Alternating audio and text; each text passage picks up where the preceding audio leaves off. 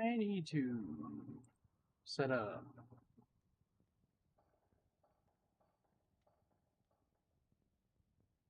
How do I title it? That's what I want to know.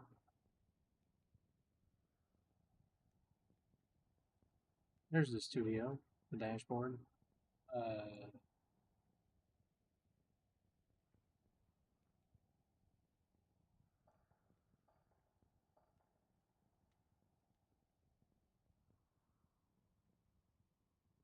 I want to. There we go.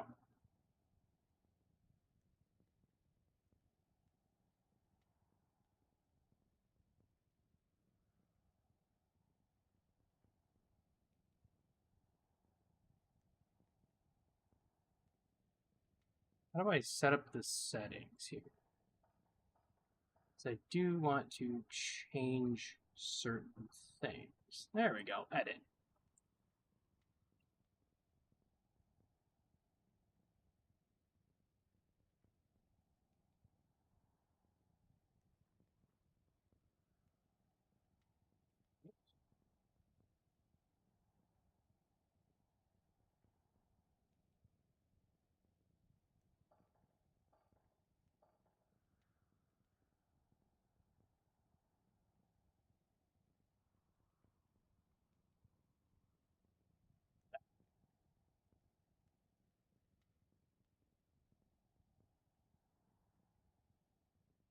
That should be on my OBS as it is, but my game is not yet. What's the settings on this? Ah, there's my. No, I'm not doing a paladin. I already have one of those. Hardcore, lighter.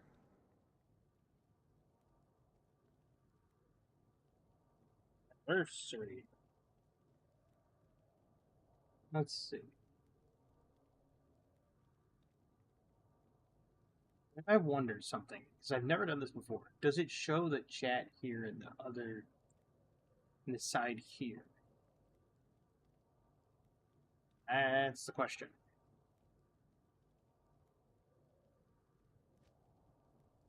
Yep.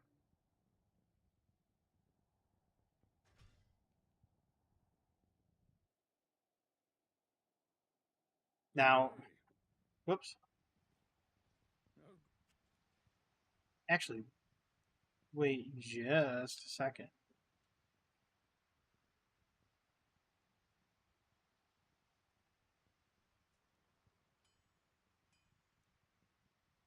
So do you have a two? Where'd the studio go? Not that one. The other one. Oh, that was the studio. There it is. I'm gonna edit this one more time.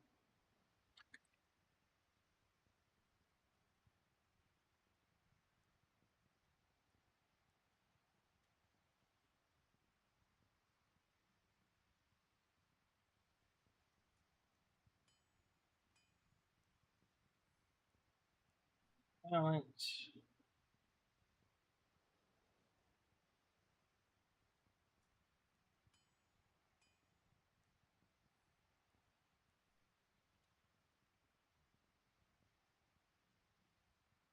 Matter of fact, I'll just type in the description, ask about the challenge. That way it'll be easier. There we go.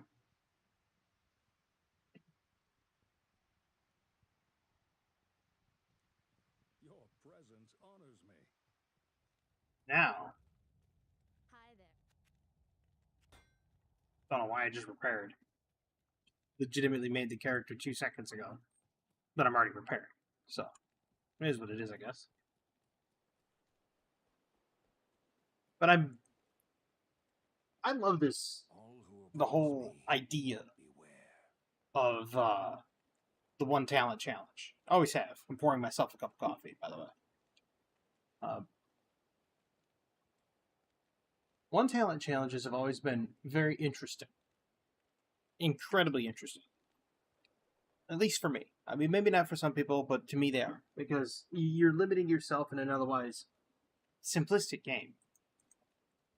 But in this, see, I'm not even going to get to choose the talent. I chose the class. I hit refresh. There we go. Beautiful.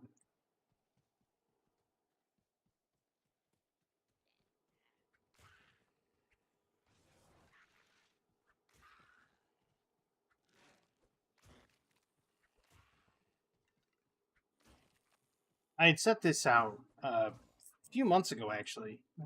I decided to do exactly this, the whole Channelversary One Talent Challenge.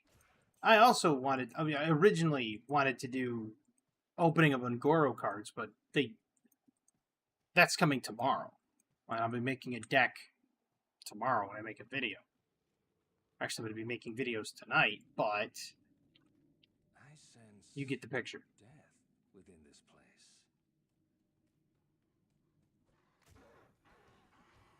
And no, my talent is not going to be selected by me.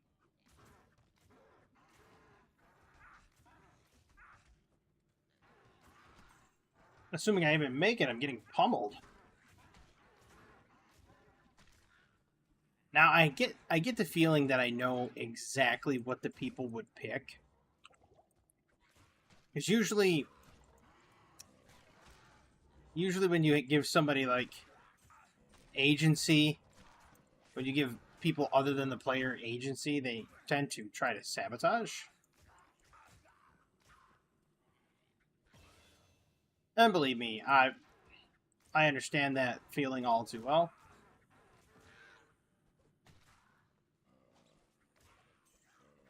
Hopefully I can get my hands on a wand. If I can get my hands on a wand, I can maybe get some different skills. But if I can't, I'm going to be relegated to one skeleton till somebody comes in and gives me the talent.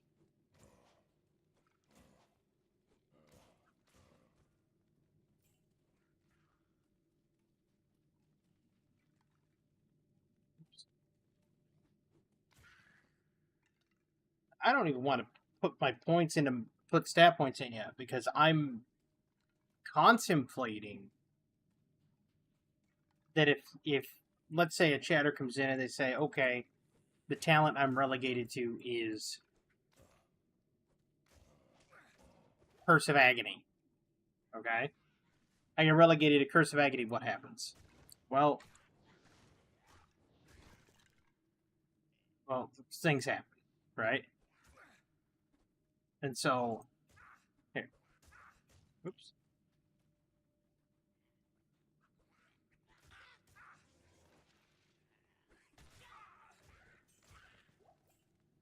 It's like if I build for something like teeth or what have you, and like if I start putting into energy and vitality, they come in and they're like, ah, yes, you're gonna do amplify damage. Well, now I'm stuck with all this, HP and nothing to do with it.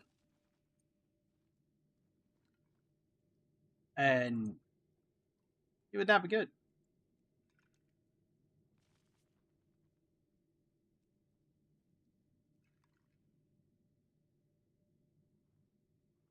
Let's just check in to see.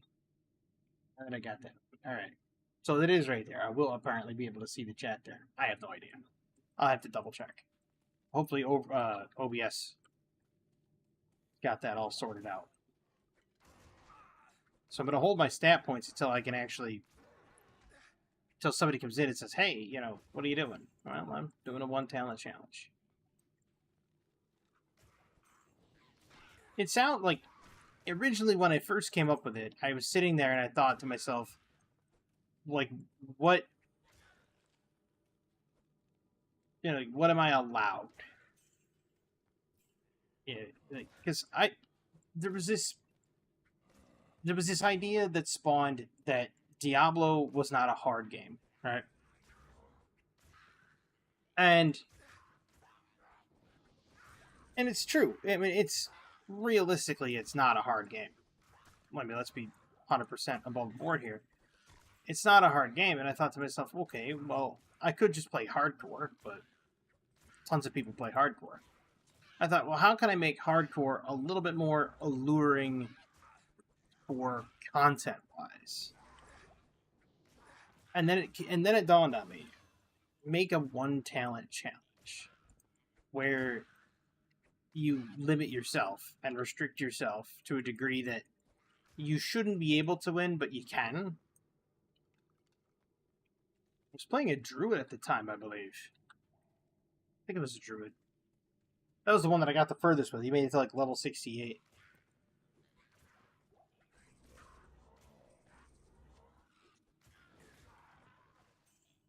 And making it to 68 on a druid isn't very hard. I mean, I think the hardest point in time. Well, the boots are broken. Then again, I picked them up, so. I think the hardest point for the druid was getting out of normal, because ravens couldn't actually. There's no collision with them, so they would just fly over bail. So it's kind of a problem. A little bit, small problem. It's just minute issue.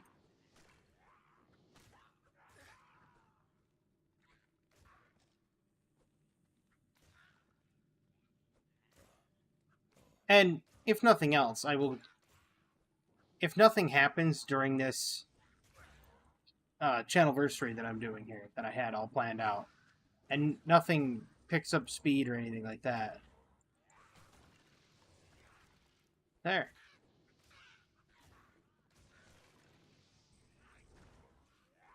Can't resurrect if there's no body to resurrect from. And you sound like Eustace from Courage the Cowardly Dog, and just you laugh at him for not being able to resurrect. I haven't had a single health potion drop at all in the Den of Evil.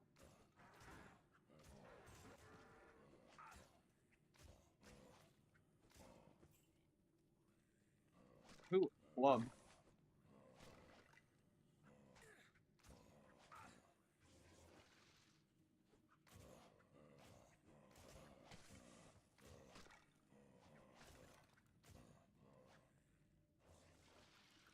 Knowing my luck, I'll run out of corpses. Or a corpse fire dies. Ow.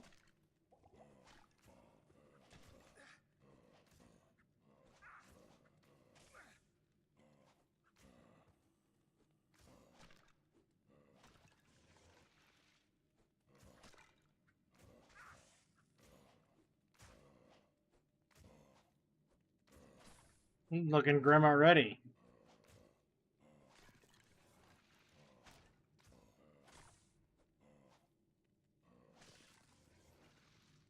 Skeletons are awful.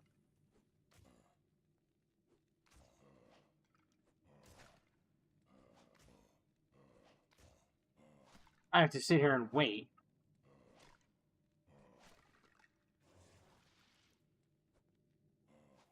Because I don't have any health potions. None of them dropped. It's insane.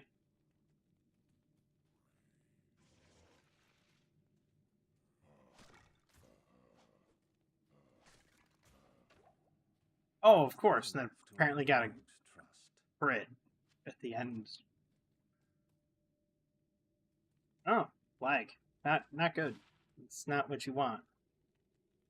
Lag is the exact opposite of what you want in a hardcore run. Now the real question begins.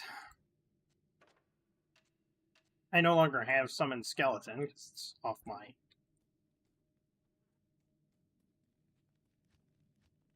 It was on my wand, which... That's not good. Not good at all. Knowing what I know about how people like to troll, I get the feeling that they're gonna want me to go, like, dim vision, or... not even Curse of Agony, because well, not Agony, but Amplify Damage. They're gonna want me to go, like, Amplify Damage. And it's like, okay, but if you think about it, right? I'm not, like... Oh, I can't do... Well, I can do dim vision. They could actually say that. That would be bad. Can't do weaken. Then again, dim vision I could roll right into confuse. That would work. Besides that, they're gonna say something like bone armor. They're like, ah, yes, bone armor. That's the skill. That's the talent you're getting.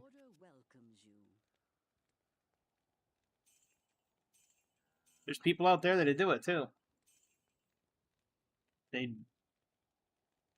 would just be like, yep, that's exactly what we need to do. We need to stick him with bone armor. That's his talent he's stuck with.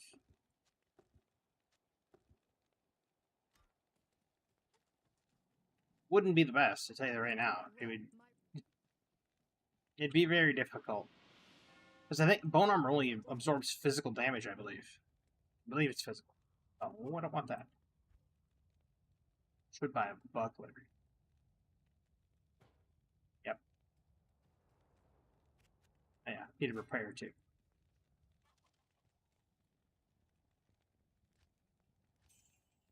As you can see, I have no shared tabs. Everything goes into the personal stash. That's if this gets saved for posterity later. Which it could. It could very well get saved for posterity. And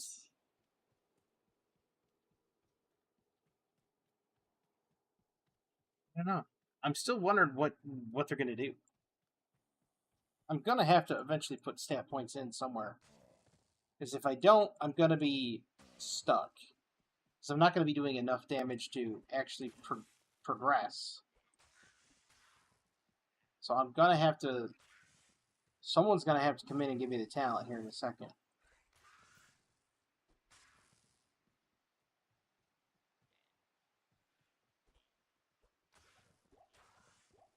Actually, if I retitle it, that might do it. I might actually retitle it.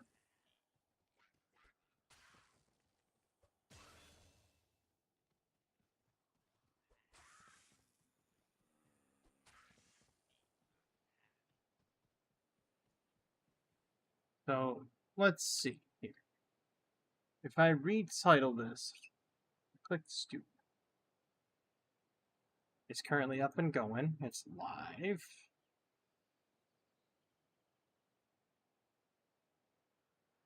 And then if I go here and I edit title and description,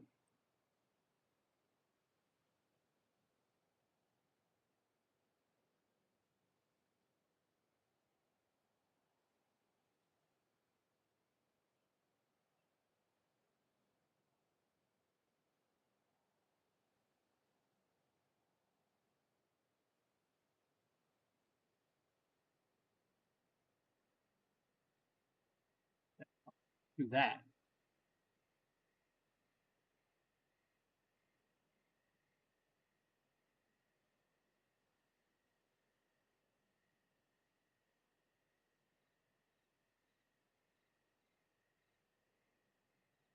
There we go.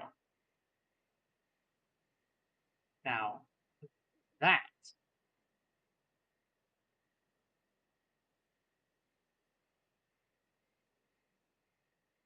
Yeah, I'm okay. I'm just making sure I was live now. And then we refresh. And there we go.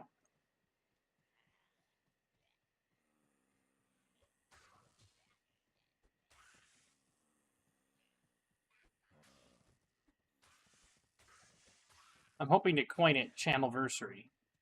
I'm hoping to coin the term channelversary.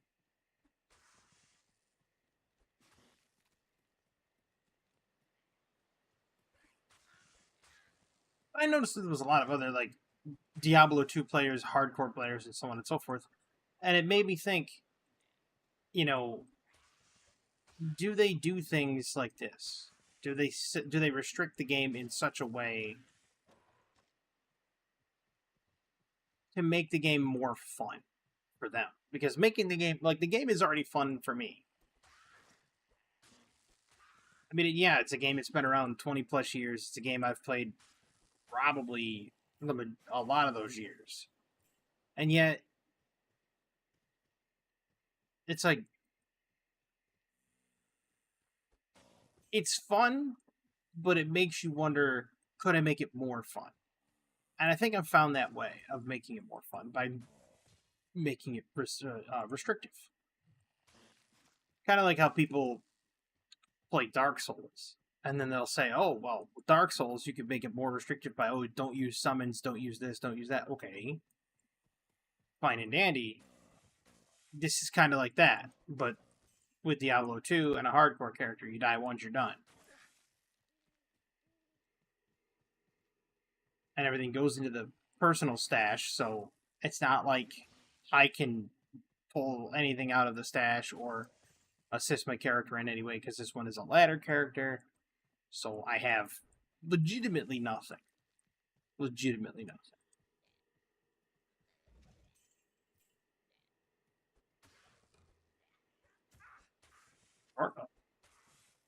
Go kill Bloodraven, I might be able to actually put that on. Undoubtedly will be named Amplisa. For some reason, every single mercenary I get out of Act 1 is named Amplisa. Which is weird.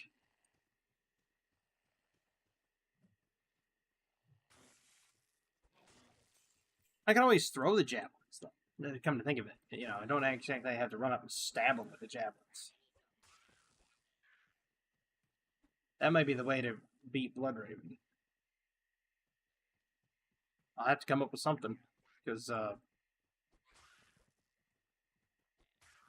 once I get there, I'm also going to have to start putting some points into life. Ah, yes. Good to see the Cold Plains has decided to greet me with its typical smattering of minions.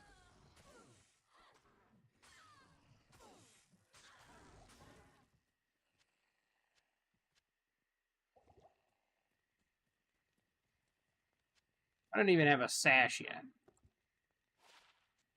Well, Armor of Thorns, it's not bad. It's a somewhat decent start.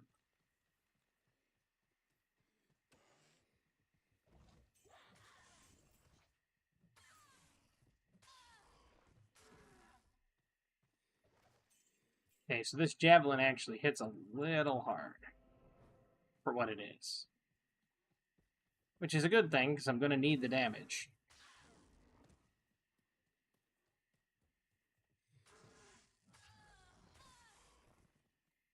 I'm hoping that they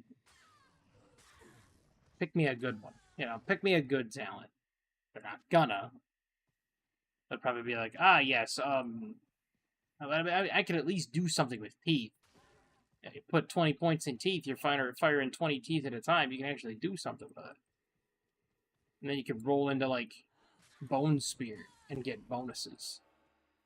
Not a bad setup. It's not a bad start.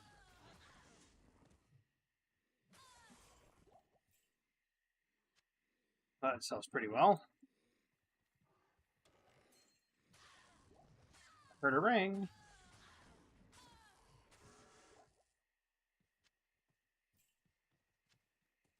I didn't really want that mana potion. Don't need it either.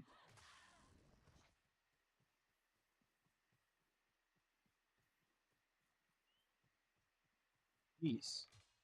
I'm almost level 5.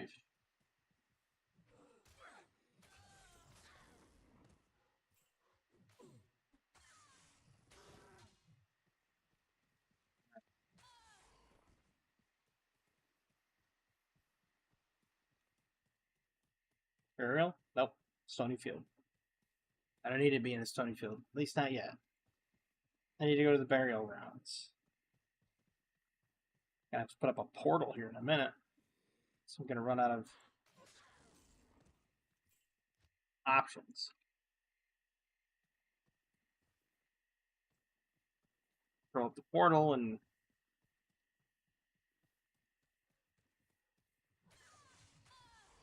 I mean, it's a solid set of javelins. I mean, look at that. Damage to undead.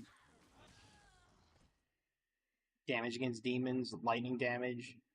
Solid set of javelins. It's a good start.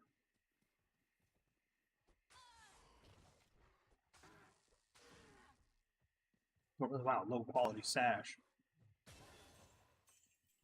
5.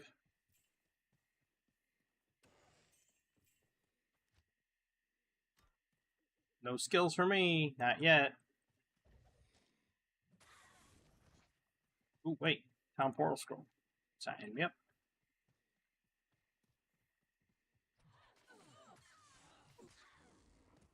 Now, how would that work? They're like realistically thinking. All right. Let's try to wrap our heads around this realistically from the perspective of like physics. Okay.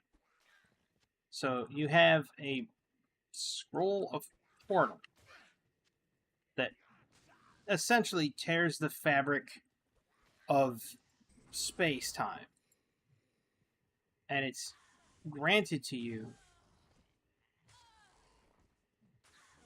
for you to like go back to town, right?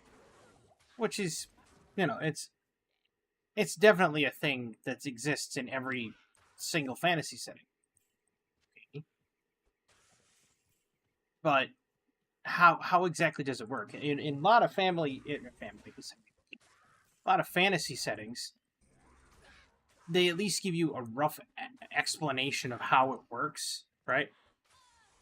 Like there's a couple of isekai genres that, fold they show like a folded map, and they're like, oh yes, it's like walking through this doorway by taking a 3-dimensional space and moving it to a 2-dimensional space vertically, so on and so forth. And they explain it that way. Okay, fine. At least it's an explanation. In this, it just says, well, there you go. You've ripped open a portal. Walk through and enjoy yourself. Okay. Seems a little weird, but, you do you, game. There's no explanation to it. It's like, well, how do we wrap our heads around this mentally about, like, Greetings. how does that work? At least to me, that's fascinating. Is to try to put some sort of real world quality to something that is otherwise a fantasy, Good morning. right? To try to. That was a terrible waste of an identify scroll. Not really like a real world. It's. I don't know how best to explain it. Would it be applicable in real life? Is I guess what I'm trying to aim for. If you were to figure out like the mathematics behind it all, could you theoretically, not necessarily fold space time, but could you theoretically make it so that you could turn a 3-dimensional XYZ coordinate into just a 2-dimensional coordinate and kind of create a doorway between those two, given enough energy and the mass of the individual moving through it?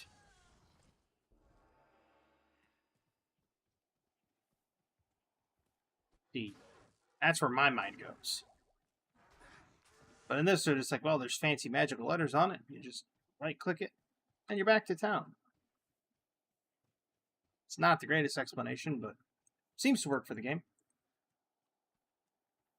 It's locked. Oh, I don't even have a key. Really?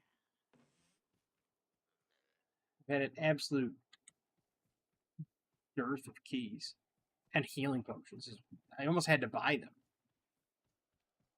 I went through the entire Den of Evil and didn't get a single key. Not a one. Didn't get a single health potion. I got to the end of the Den of Evil, and I'm sitting there summoning skeletons from my wand, from the point that my wand gave me, to kill off corpse fire. But if you're wondering about how this works, I haven't even put any stat points in, because the stat points are going to kind of dictate where the build goes when I get somebody to actually give me the talent. And I wanted to have the chat pick the talent and then have myself try to make it through with only the one talent that I have. Essentially, hamstringing myself to only like one choice per difficulty. And how it works is kind of like this. So let's say somebody was to choose, you can only choose something I could readily get to. So like poison dagger, teeth, bone armor, amplify damage, dim vision, skeleton, or golem, depending on my level, of course. It's only stuff that I can get to without a prerequisite point. That's how it works. Now, what happens after that is you pretty much, you can then get a point beyond that. Once you go to Nightmare, you get another point. I can invest 20 points into it. Ow. I can invest 20 points into whatever talent is chosen.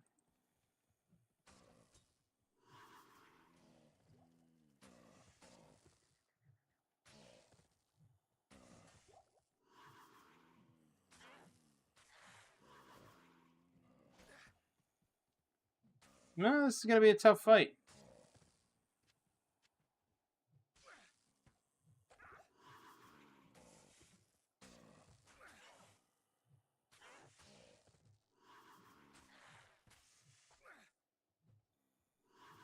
Oh, just die, Blood Raven.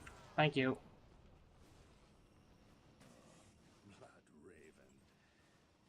Rest well. That actually went a lot smoother than I thought. I thought it was going to be awful. Javelin saved my life. I'm going to go back and get my mercenary. Gotta get the free one, you know? Oh, it's Ellie. It's not even Amplisa. I thought for sure they were going to stick me with an Amplisa like they always do. I'll put that to good use. I bet you will. It's clear that we're facing an evil because Deckard Cain has been stolen.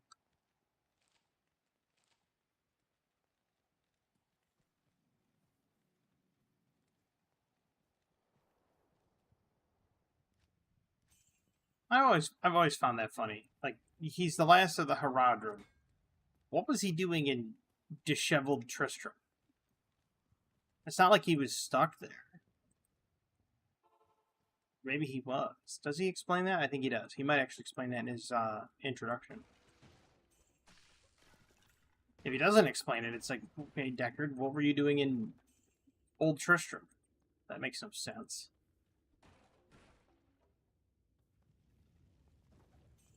Somebody once had the theory that Deckard was going to become one of the prime evils. It's possible. It's definitely plausible. He's Haradrim, and he has the knowledge. He could probably do it. And it's like, well, it wouldn't be morally correct for him to do it. So you make it so that he's trying to get immortality. Trying to extend his life. That's the plot line. Once that becomes the plot line, you can then be like, ah, yes, now he became the next primeval of whatever. It was better than the Diablo 3 storyline they came up with. Ah, yes, the Lord of Lies. Really? You had to bring Belial into this?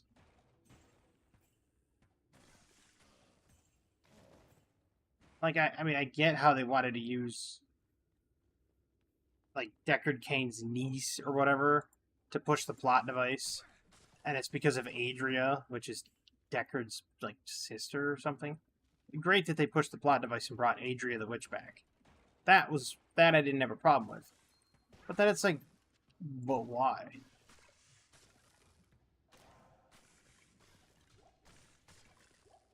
It just makes me sit there and question. Like, why was that the logical maneuver? I don't know.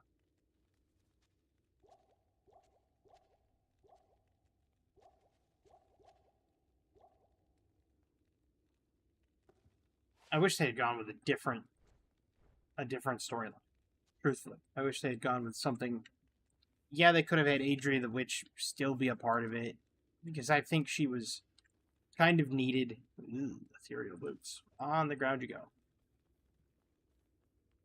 I think she was kind of needed to tie everything together, but there was no explanation about any of the plot devices.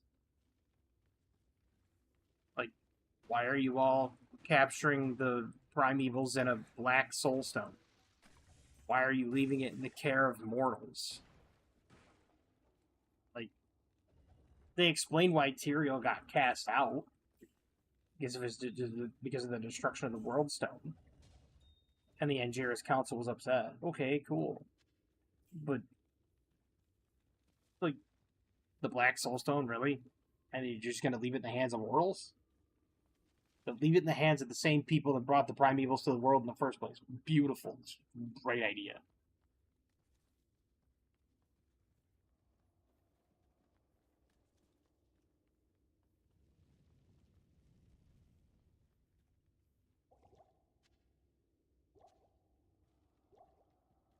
It's like saying, yes, we're going to mix these two things together, and I don't see the harm in it. It's like, but you tried that before and it exploded. Not a good idea. But they just hand it back to the mortals in Sanctuary, and they're like, it's fine. No worries.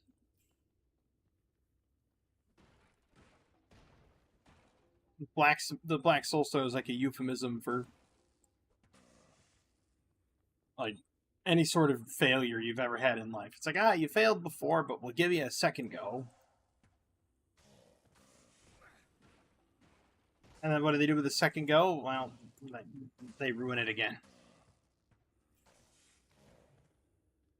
And of course in Diablo 4, it's like, at least it started going to like the origin story with Triangul in Diablo 4. So the storyline at least was more cohesive.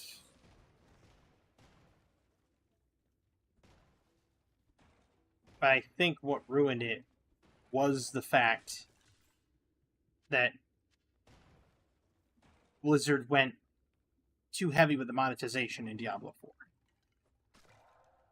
Like, if they had just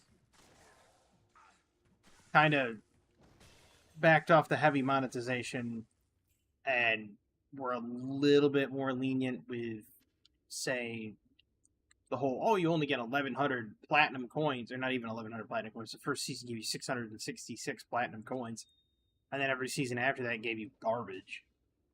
And it's like, okay, you didn't give us any way to buy the next battle pass after you had errors with the first battle pass. It's like, was it so hard to just copy the Call of Duty model? Where you earn enough through the battle pass to buy the next battle pass? It's not a difficult model to follow.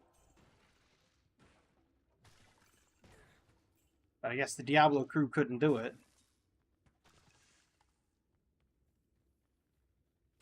And what started out as a game with promise quickly became basically Diablo 3.2.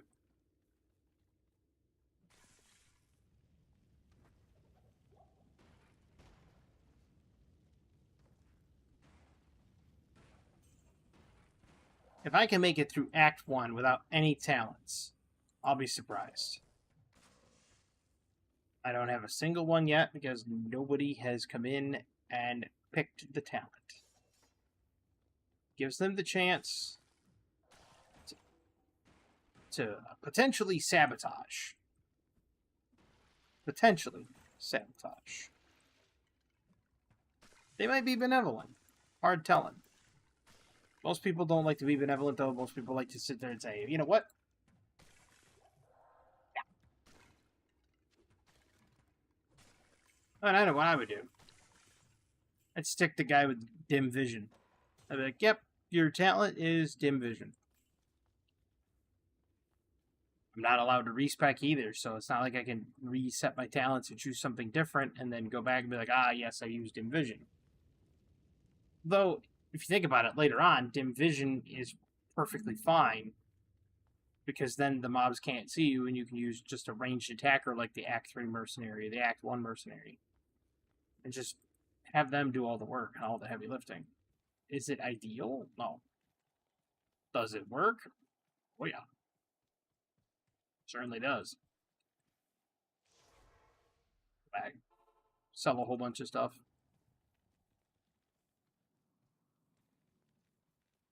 Good day.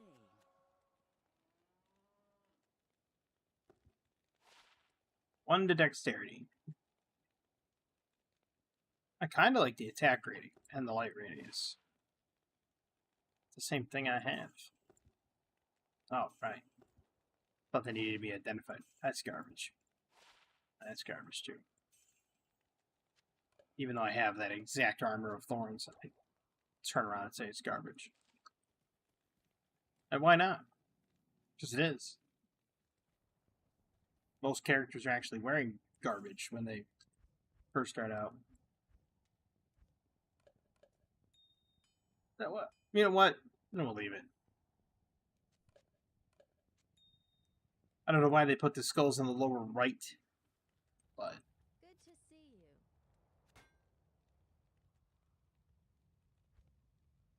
definitely interesting. I do like that.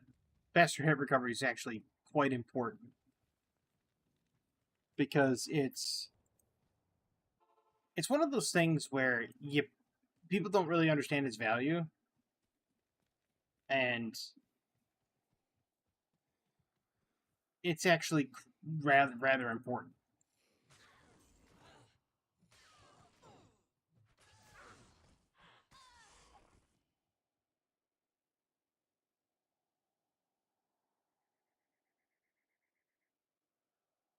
And how is faster hit recovery important?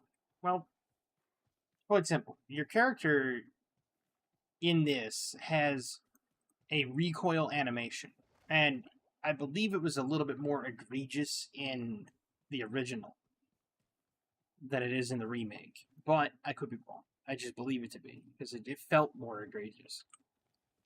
Anyway, when struck or block, whenever you are struck or you block, your character will actually go through a recoil animation if the damage is hard enough.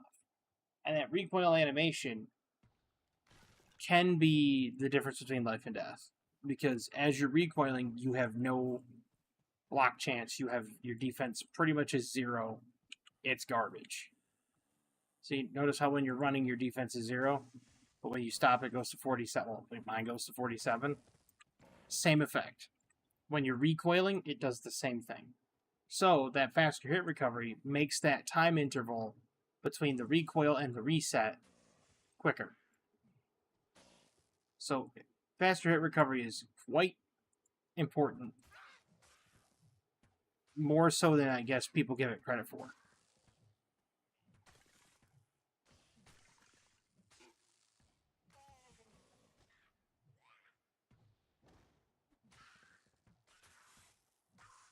Rockination. One shot with the javelin in the stony field. Just like a game of Clue. That's a second fire shrine, really?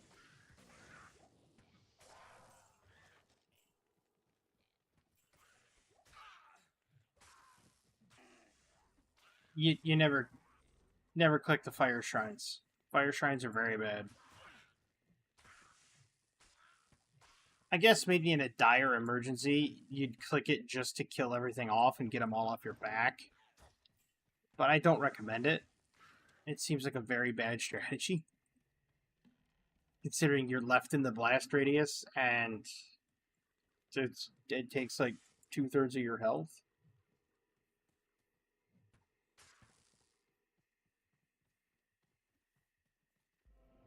I mean, it could be the difference between life and death in terms of like, if you have enough health to survive, you click it and it blows up and kills all the enemies around you. Sure. You might survive. But the chances are slim. So slim.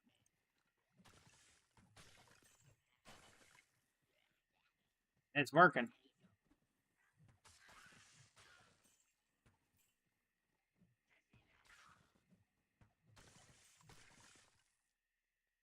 Hold on. I received a text.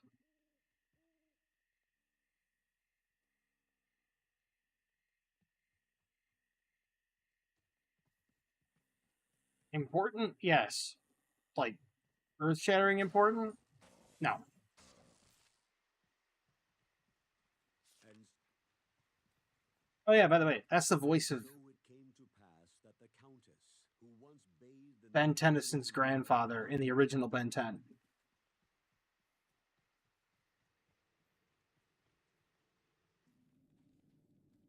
Same dude.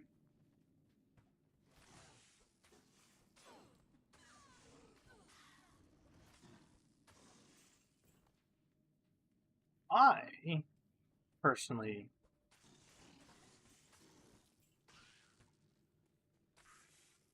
I'm enjoying this. I mean, even if people don't come in, I get it. You know, life obligations. It's the summer. I don't really have that big of a channel. I totally get it. I understand 100%. No problems there. Do I still enjoy what I'm currently doing? Yes. That's the key.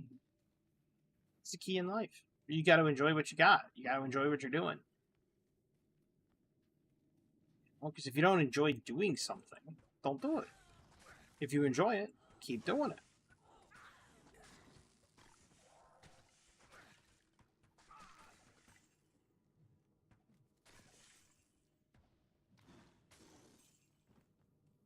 Jeez.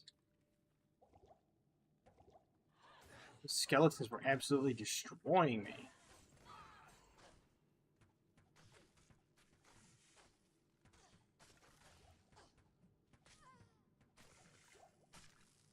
Oh, goodbye, Ellie. You just got dumped.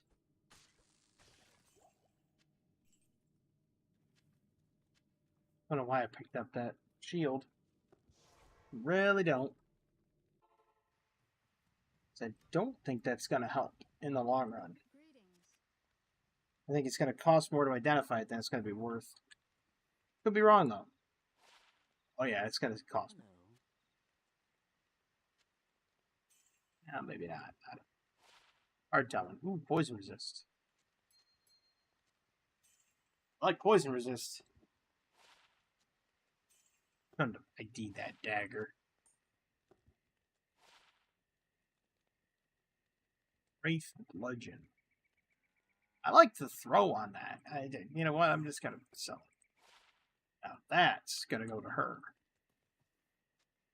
I'll put that to good use. It'll sound like she's doing less damage, but she gives me amplified damage. Chance on hit. So that's a good thing.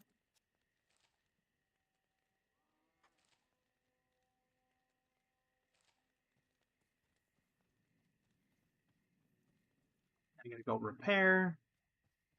I gotta go back down there, and I'm gonna clean out the whole thing. Still, I'm surprised nobody's come in and said anything and try to, like, at the very least, sabotage the run. I'm shocked. Shocked. Well, not that shocked. I mean, it's something that you expect, but it's also something that, you know, given metrics and everything, there's probably a lot larger, like, field of people out there. So, knowing that, like, I'm a numbers person. Like, I sit there, I look at the numbers, and I think to myself, okay, well, you know, you've got a certain amount of numbers doing this, this, and this. You know, there's other people playing obviously more scintillating games for sure.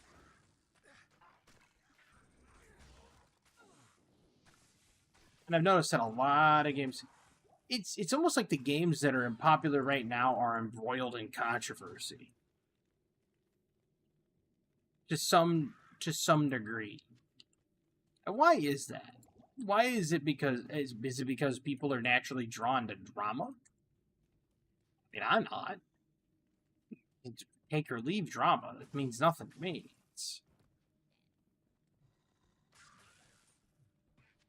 It is in no way affects my life, but like And I don't get it. I really don't.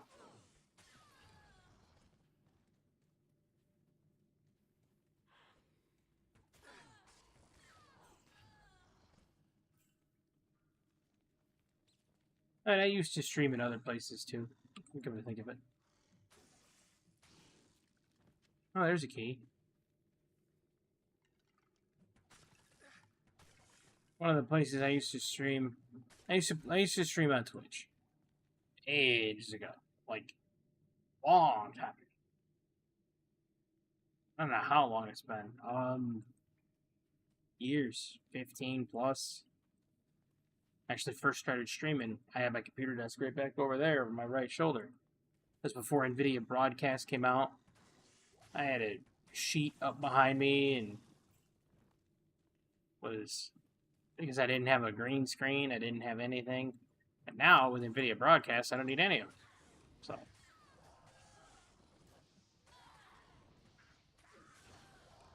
But it's one of those things where it's like how the times have changed. I went to streaming from Twitch, then my computer was, well, not good. We'll just say that. My computer let go. And then I went from streaming there to making a new PC to streaming on Kick because it was the new platform. And I garnered a small following there. And then I was told, you know what? You should just do recorded creation. And honestly, recorded creation, I think, is better. I think it is a better medium. And I think that people that do recorded content can live much less stressful lives, right?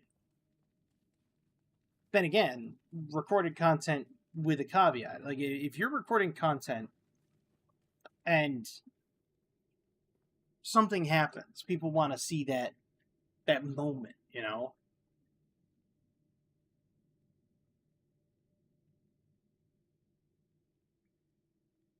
Finish up my water. People want to see that moment where an occurrence happens, and now you have to take a look at how the person fields that occurrence and responds to it, and it gives you a feeling of organic, for lack of a better term, panic, even though it's not panic. It's organic panic. And it rhymes, so kind of easy to remember. But nevertheless, they want to see how these people react in situations of stress and crisis. Nope. Turn on the light. And in the long term, yes, it does. It does garner more eyeballs, and they're there. Maybe it's just because they're looking for that big moment of the aha. Like, you know, I clipped this and now I can use it or benefit from it or make a meme out of it. And there's a lot of people that do that. If they do, they do. If they don't, they don't. No big deal. Recording is a little different. At least for me. When I record, I don't edit.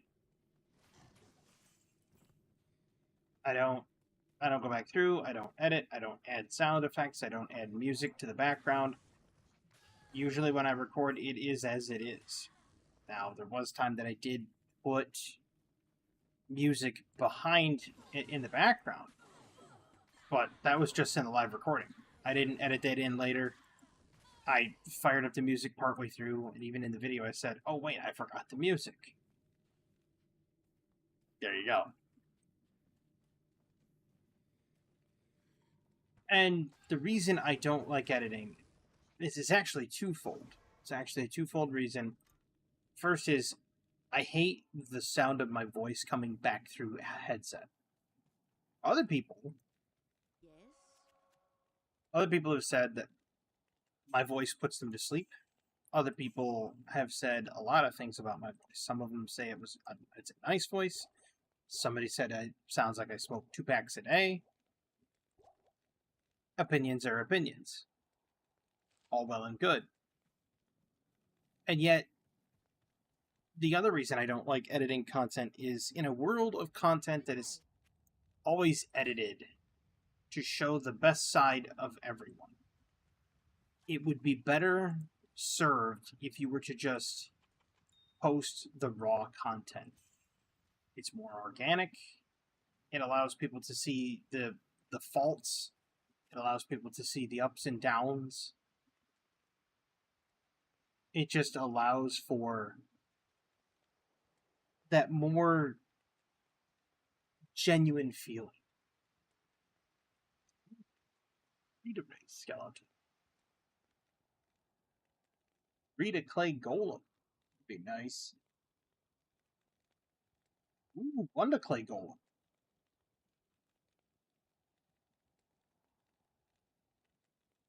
I'm thinking of doing the one the clay golem wand, but I don't have enough money. That way I can have a skill point. I can work with it. Javelin throw is what I've got right now. We'll see.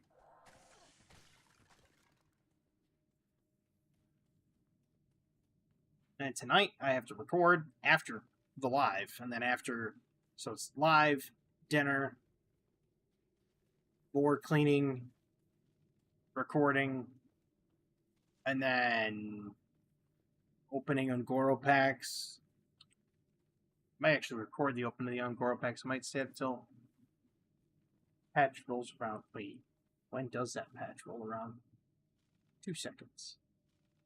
So I can see when that patch rolls around.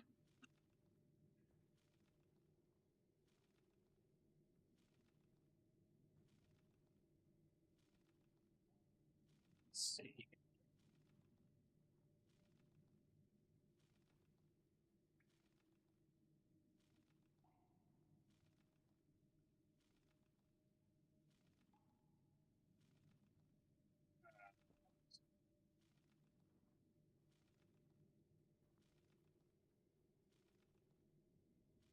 Let's say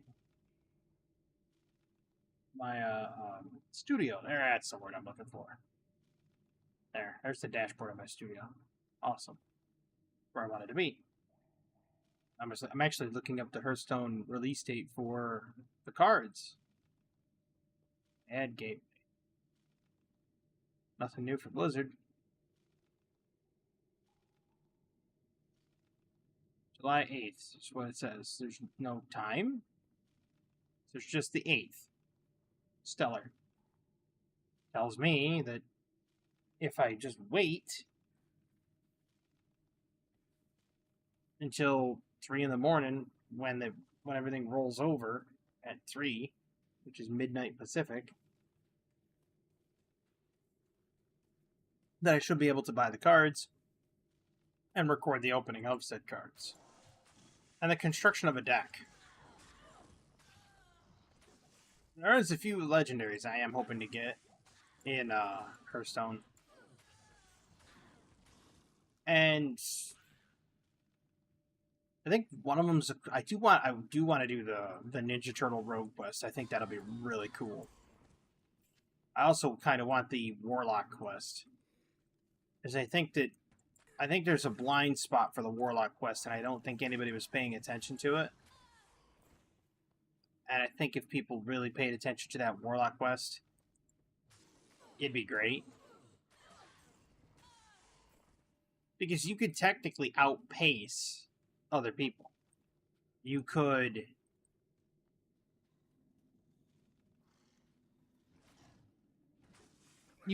put the one card that says all cards drawn are temporary on the board, which then plays right into the Warlock quest. That has to either, I believe it's play temporary cards, or they have to discard temporary cards. I can't remember which. But whatever one it is, you play the guy that says all cards drawn are temporary, which means everything you draw will expire at the end of turn. And if it expires and it gets you closer to your quest completion, he's a cheap minion. If you full mulligan for him, except for the quest, obviously, you full mulligan for him, you play him on, I think, 2, because he's only like a 2-mana minion. And you should be absolutely stellar, because then you'd be ahead on board. You can then discard all worthless cards you draw. It pressures the opponent into killing that minion, because if they don't kill the minion, they're in trouble, because all the stuff they draw is temporary as well, which could mean combo pieces and win conditions they draw are temporary. So it really kind of puts the opponent on a back foot. And that's kind of what you want in Hearthstone. Oddly enough. Because if you can put your opponent on the back foot, and it makes it hard for them to reclaim the board, reclaim a presence, reclaim tempo, that's big. That's big.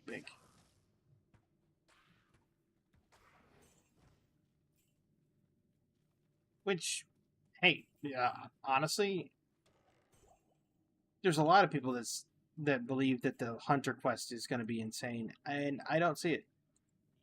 I honestly don't see it.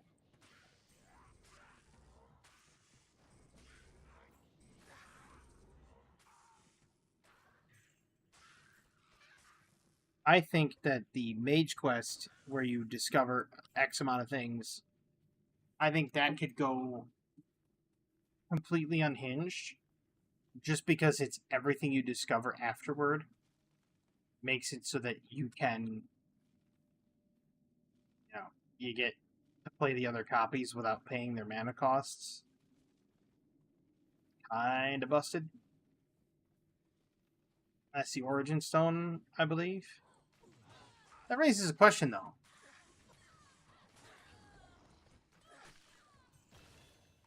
Paladins have Whack-A-Mole that says generate a weapon from the past. Paladin weapon from the past, I should say. And give it 1/1.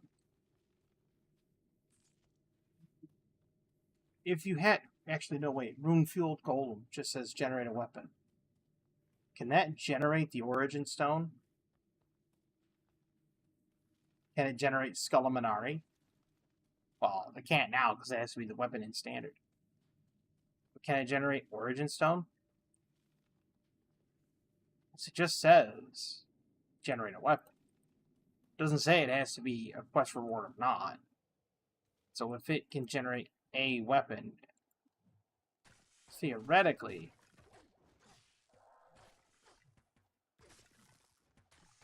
it should be able to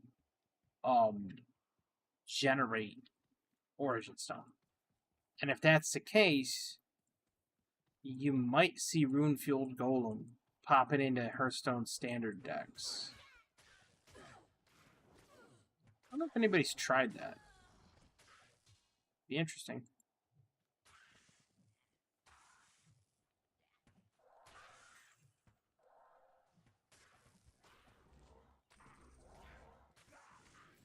Telling you, it would be very interesting to see. Like, imagine you're sitting there, you're playing Hearthstone, right? On 4, you drop a 4/4 Rune-Fueled Golem and discover quite possibly the most broken weapon in the game. What can I do for you?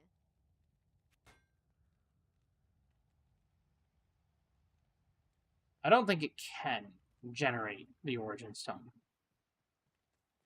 But they might not have thought about it. Because there was a card that was generating... What was it? It was a card in Hearthstone, and it was generating a card that was not available in Standard at the time. And they said it was a bugged interaction, and I can't recall what it was. And yet, it was crazy because it gave a kind of a distinct advantage, but at the same time, the distinct advantage wasn't so earth-shattering that it swayed the flow of battle that much. It wasn't that heavy to have swayed tempo or aggression on board. So it was kind of weird. It was put in a very weird state.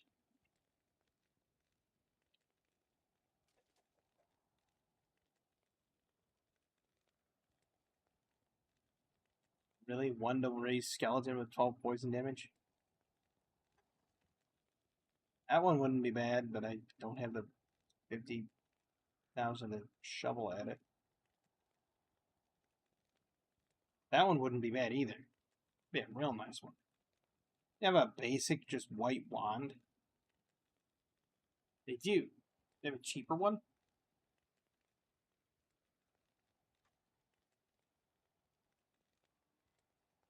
No, they do not.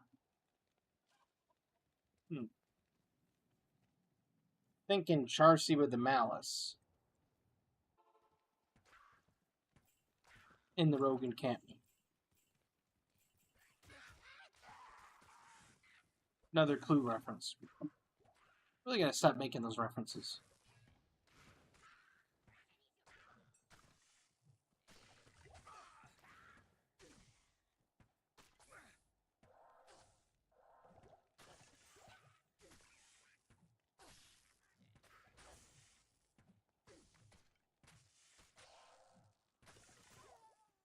Ooh, small shield. Hello. She bit the dust again.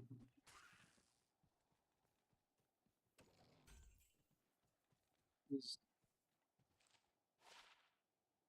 League was cool. Poison length reduced by 75%.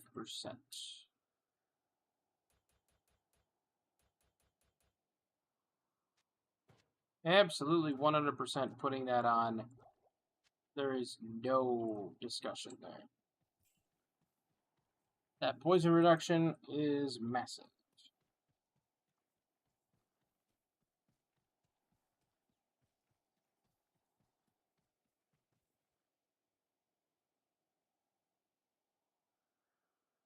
$25 stat points remaining.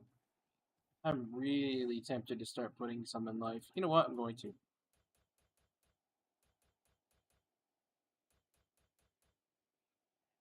There. And I'll even put some in mana, just in case, to cover my bases.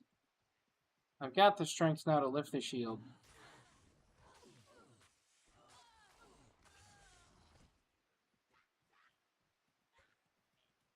Now I need... I've got the life to take some hits.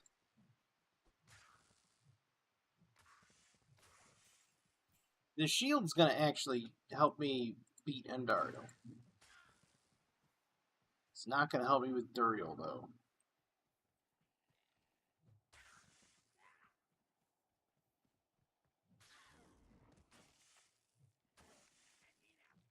Duriel's gonna become a problem. Question is how do I solve the Duriel problem?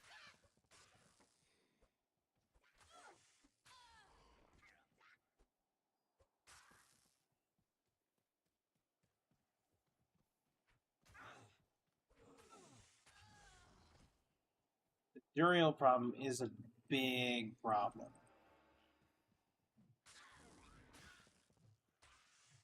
And it's only because Duriel has the bash stun and like as well as another stun, literally called stun. So I have to somehow think of how I'm going to beat Duriel when I don't have access to things like Thorns, Iron Maiden, or any sort of heavy melee presence.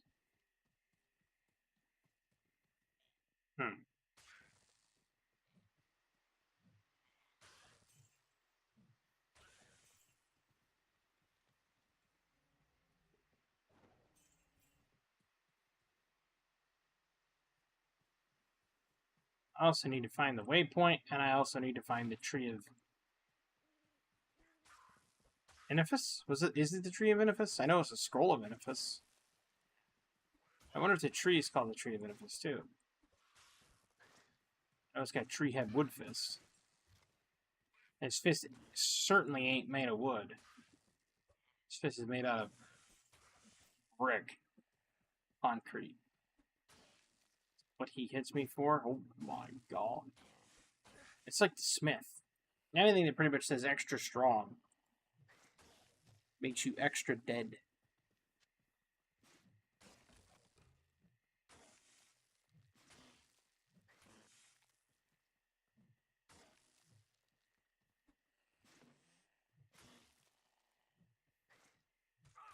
Don't you love it when you get a locked chest? You crack open the locked chest, and all that comes out of it is a key. And you're like, okay, so I spent a key to earn a key. Good evening. Not the worst. But it's not. It's also not the best. It's like you feel bad. You don't even get money out of it. The chest just cracks open the key. Good evening. Great. Wonderful. I had to see that my key was replenished. Or when you why would you run in there?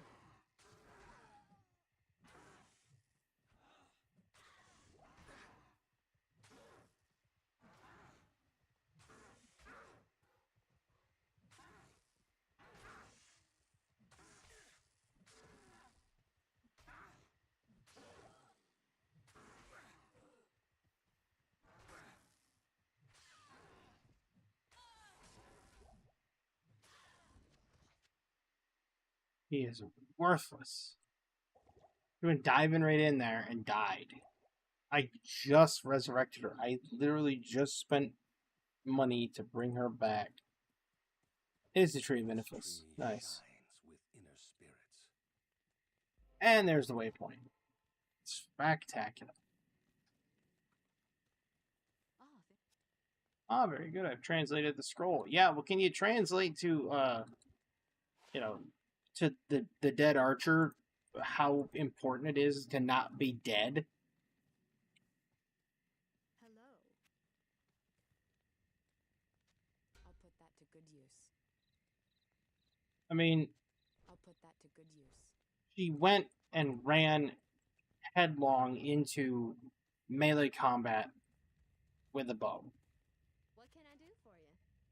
which in most cases, whatever, don't care. But in this case,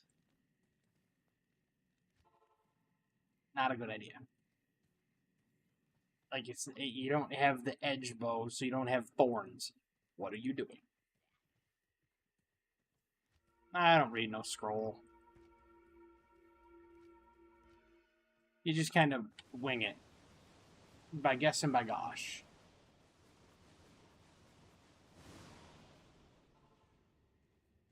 All that's left of proud Tristram are ghosts and ashes. No. Ghosts, ashes, and Deckard Cain. Like, anybody that says otherwise is clearly mistaken. Deckard Cain, if you value your life, leave here immediately. Yeah.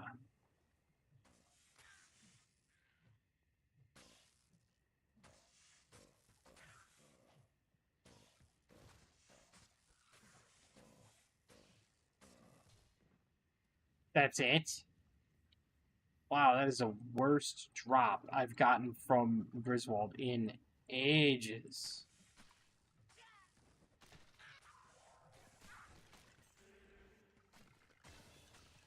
That drop off Griswold was more of a Clark W. Griswold drop.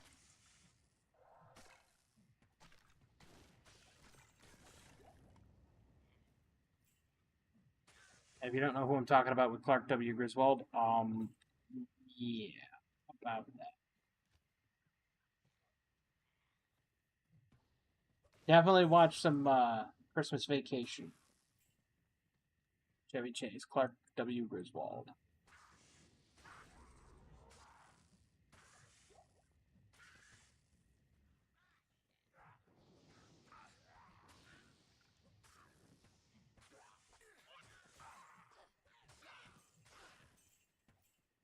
All right.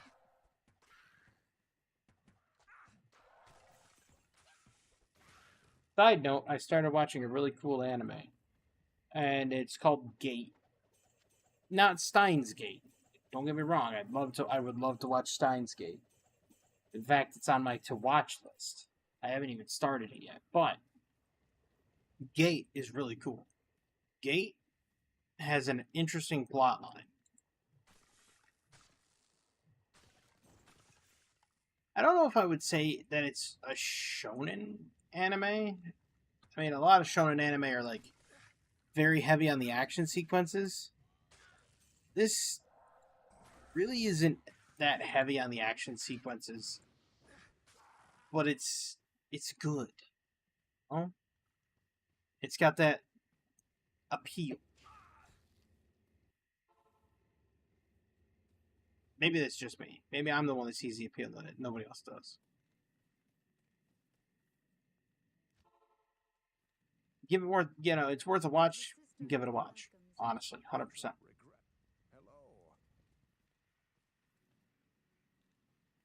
But it's getting to be right about that. Really? That's a terrible ring. It's almost as bad as the Ormus ring. This magic ring does me no good. Doesn't do me any favors either, Ormus.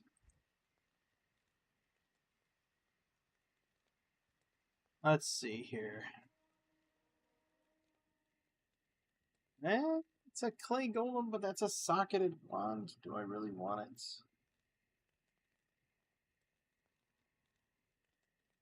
I mean, I could put something in it. Yeah.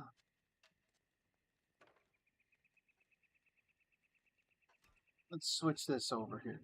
Now that we've got an item that gives me a summon, he can run around and be like, it's clobbering time.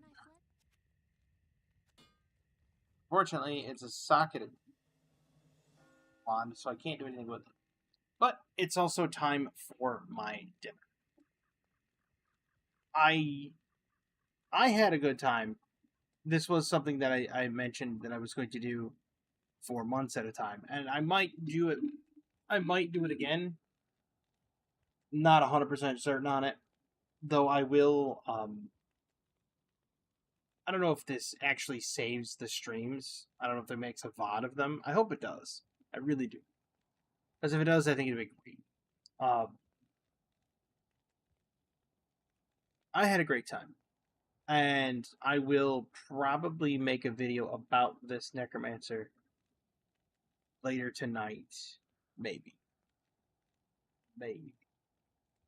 Depends on depends on if I can get the Ungoro cards at 3 o'clock or not. I might wait until 3 just to do the video, which is cutting it close given the upload rate. But nevertheless, I do appreciate every view I got. I do appreciate everything that this channel has become from when it started. When I first started it, I thought, okay, well, we'll just see where it goes.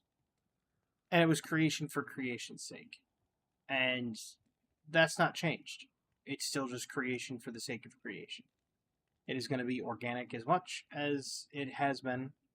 It is going to be me doing no editing ever at all. You will see every mistake. You will see everything that happens during the recording. 100%. I do appreciate everything. 100%. I appreciate the comments, even the comments that are negative. I still appreciate them. It allows me to see feedback. It allows me to interact. It allows viewer metrics to change. It allows comment metrics to change. So it's a good thing, even if it's derogatory. Not even. I wouldn't even say derogatory, but even if it's more or less downtrodden, right? Like you're trying to dissuade this person from continuing. Doesn't matter. I still appreciate every comment I get, and I still appreciate the feedback, 100%. I appreciate the people that stopped by and just stayed here for a few seconds or whatever. I 100% appreciate it. And I hope everybody has a fantastic evening, a wonderful tomorrow, and as always, have a good one.